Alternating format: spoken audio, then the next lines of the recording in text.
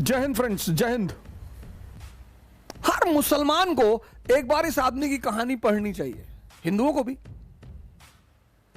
मंसूर बिन haulage, हर मुसलमान को पढ़ना चाहिए सर। सर काट डाला, काट काट, पब्लिक खड़ी थी और बंदा हंसते जा रहा था। यह ईमान। ईमान जानना चाहते हो क्या होता है? इसको पढ़ो। चलो छोड़ो, सरमत को पढ़ लो, सरमत को पढ़ लो, सरमत को, सूफी सरमत।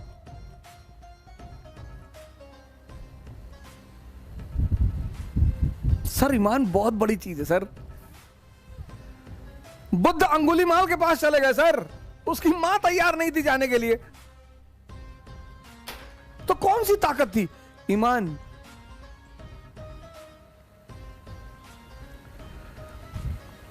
कुछ लोगों ने ईमान को छुई मुई का पेड़ बना दिया है। हाँ, अरे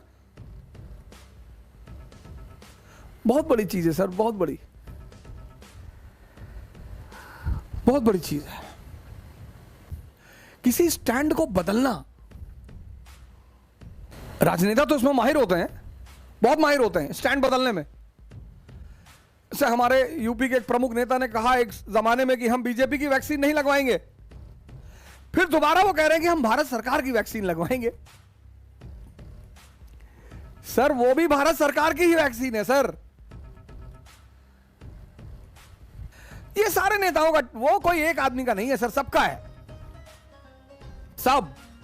पर एक आदमी है जो अपने स्टैंड पर है। वैचारिक मतभेद प्रधानमंत्री मोदी जी से कितना भी हो, लेकिन उनकी कुछ अदाएं बड़ी जबरदस्त हैं। एक मुसलमानों के कार्यक्रम में गए और मुसलमानों ने उन्हें टोपी पहनाने की प्रयास किया कि सर सम्मान के रूप में। बोले सम्मान, टोपी मत पहनाना, मैं पूरी दुनिया को पहना रहा हूं, तुम हमको पहनाओगे? ये अदा है सर, ये अदा है सर, ये सबकी बस की बात नहीं है सर। 20% वोट को सीधे सीधे लात मार देना, कभी कभी आपके विरोधी की भी कुछ अदाएं आपको अच्छी लगती हैं। वैचारिक मतभेद एक अलग बात है सर, वैचारिक मतभेद एक अलग बात है। हेमवती नंदन बहुगुणा जी कहते थे कि इंदिरा गांधी से मेरे कितने भी वैचारिक मतभेद हों, लेकिन उस लेडी की साहस पर मुझे कभी कोई शंका नहीं होती। कहानी सुनाऊंगा आपको खालिस्तान की, जनरल सिंह भिंडरवाला।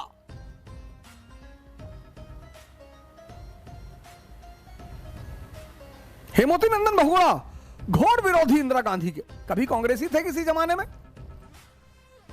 लेकिन वो कहते थे इस बात को पब्लिकली कि मेरे मतभेद हैं, लेकिन मुझे उस महिला की साहस पर कभी कोई शंका नहीं होती। ऑपरेशन ईस्टर्न पाकिस्तान, हिम्मत चाहिए सर, दम चाहिए डिसीजन लेने में। यहां जो लोग सिविल सेवा की तैयारी करते हैं, ऑप्शनल नहीं ले पाते, 2 साल से टहल रहे, सर ऑप्शनल ले लें, सर ले ले, कुछ भी ले ले। नहीं, ज्योग्राफी लिए थे तो लोग कह दिया कि बहुत बड़ा है।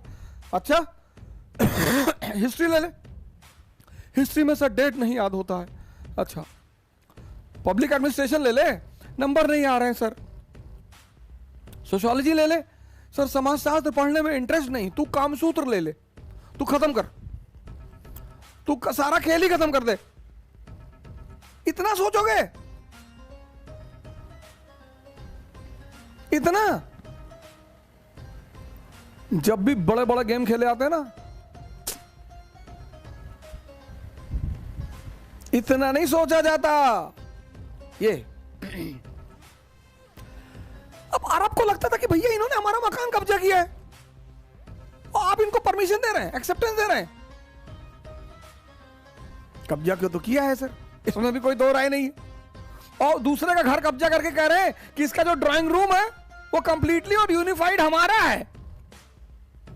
एक तो आपने किसी घर कब्जा कर लिया, और घर कब्जा करने के बाद आप कह रहे हैं कि जो ड्राइंग रूम है इस घर का चलो इनको बालकनी में रहने दे देंगे, इनको गार्डन में रहने दे देंगे, एक दो लोग छत पे भी चले जाएं रह लें, लेकिन ड्राइंग रूम तो कंप्लीटली और यूनिफाइड हमारा है। तो लोग भड़के। तो वो जो गुट इस समझौते को एक्सेप्ट नहीं कर रहा था, उसका परिणाम था हमास। कल मैंने आपको बताया, और हिजबुल्लाह। हमास सुन्नी ऑर्गेनाइजेशन और हिजबुल्लाह शी ऑर्गेनाइजेशन है। अब क्या हुआ, ये वो गुट है जो इसको नहीं मानता, एंटी ज़ियोनिस्ट, एंटी ज़ियोनिस्ट, मानते नहीं, इजराइल के एग्जिस्टेंस को मानते नहीं, सपना ही है, जिद है कि इजराइल को खत्म करना है। तो जब तुम्हारी जिद है किसी को खत्म करने की, तो वो तुमसे प्यार कैसे करेगा? तुम्हारी जिद है कि हम इजराइल खत्म करेंगे, मानेंगे नहीं, और तुम एक्सपेक्ट करते हो कि वो तुमसे प्यार करेगा? नहीं करेगा। क्यों करेगा? दुनिया में हर मुल्क हिंदुस्तान नहीं है सर। दुनिया का एकमात्र मुल्क है, आदिम काल से लेकर आज तक, जहां आजादी है। आज कितनी है यह मुझे नहीं पता, लेकिन है सर। कबीर दास जी बनारस में बैठते थे, बनारस में ब्राह्मणों का गढ़, और वहां कहते थे पाथर पूजे हर मिले तो मैं पूजू पहाड़। किसी ने कुछ कहा है? और ताते तो चकिया भली पीस खाए संसार। मारा ही नहीं किसी ने, गाली नहीं दिया। आप अंदाजा लगा सकते हैं इस देश की महानता का, इस संस्कृति की महानता का। बुद्ध ने कहा, बुद्ध ईश्वर और आत्मा के मुद्दे पे मौन है, किसी ने कुछ नहीं कहा। ठीक, तेरी मर्जी। हमारे बहुत सारे भाई बंधु हैं, राजनेता हैं, विद्वान हैं, कभी भी कमेंट कर देते हैं।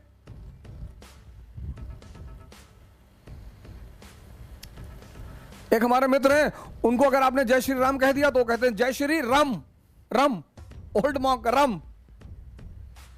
वो सौभाग्यशाली हैं जो इस संस्कृति में पैदा हुए हैं।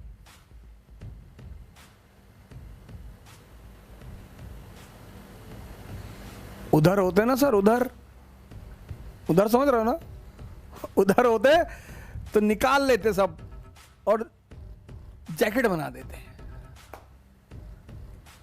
मैं उनसे कहता हूं कभी कभी कि आप बड़े सौभाग्यशाली हैं, विद्वान तो आप हैं ही, महान हैं आप, महान, आपकी महानता पे कोई शंका नहीं की जा सकती, लेकिन आप हैं, दमदार हैं। ये भारत ही है सर।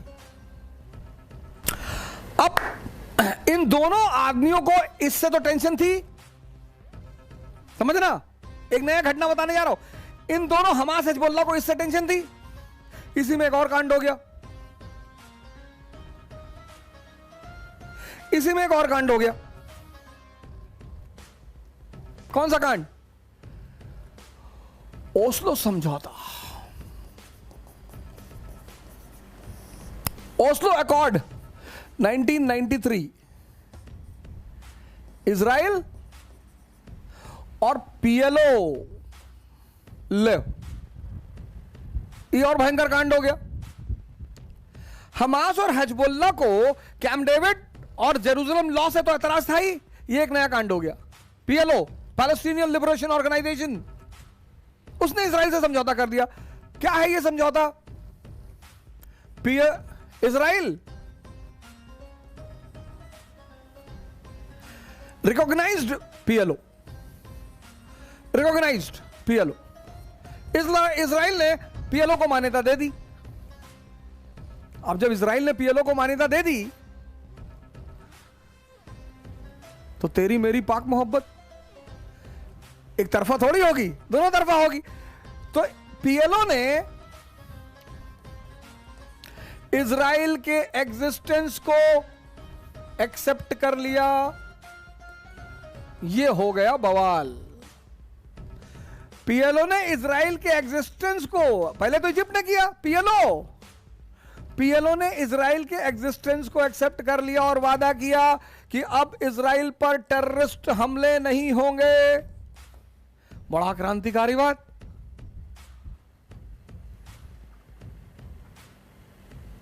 तीसरी बात, पैलेस्टीनियंस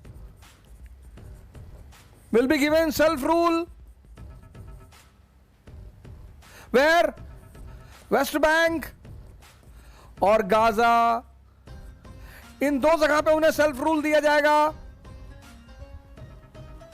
और इजराइल धीरे धीरे अपनी आर्मी को सिनाई से हटा लेगा, धीरे धीरे अपनी आर्मी को सिनाई डेजर्ट जो इजिप्ट का है वहां से हटा लेगा। हो गया हंगामा।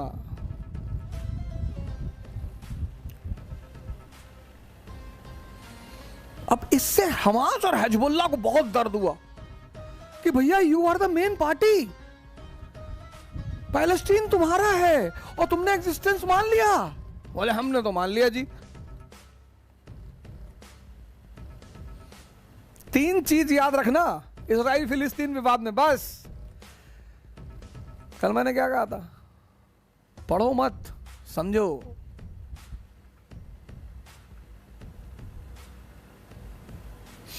लेकिन इस समझौते की में कुछ चीजों पर डिस्कशन नहीं हुआ। वो कौन सी चीजें हैं कि जेरूसलम किसका, यूएन ने कहा जेरूसलम को इंटरनेशनल कंट्रोल में कर देते हैं। अरे बोल, मेन मुद्दा तो जेरूसलम है ना, उस पर चर्चा ही नहीं हुई। इसमें यह चर्चा नहीं हुई कि 1948 के बाद के जो पैलेस्टीनियन रेफ्यूजी हैं, 1948 में इजराइल बना, उसके बाद जो पैलेस्टीनियन रेफ्यूजी हैं उनका क्या करेंगे। और तीसरी बात जिसको छोड़ा गया कि ये वेस्ट बैंक और गाजा का इलाका जो है, यहां जो इजरायली सेटलमेंट्स हैं इनका क्या करेंगे। ये तीन कोर मुद्दे, कोर मुद्दे, ये तीन कोर मुद्दे, इनको निगलेक्ट कर दिया गया।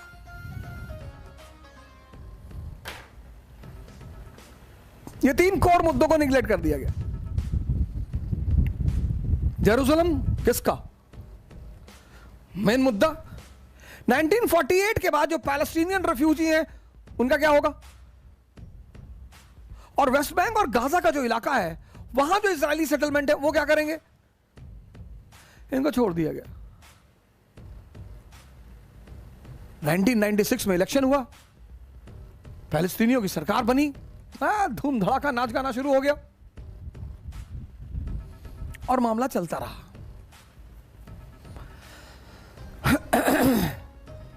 लेकिन समझौता, और वो भी मजबूरी का, वो बहुत दिन नहीं चलता।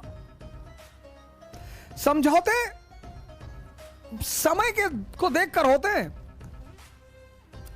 और समझौते सिर्फ समय को टालने का एक तरीका है बस। अगर आप ताकत में हैं आप कभी समझौता नहीं करेंगे। समझौता मतलब समय की मांग।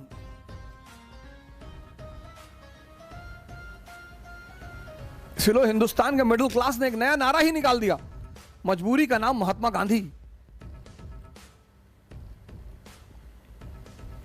उनको पता ही नहीं ताकत का नाम महात्मा गांधी। सुनाऊंगा महात्मा गांधी की कहानी।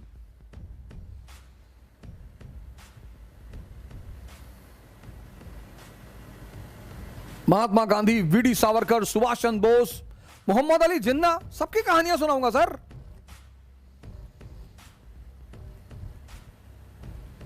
और किसी भी व्यक्तित्व को आप दुश्मनी की नजर से नहीं देखेंगे। किसी ने हमारा खेत कब्जा नहीं किया है,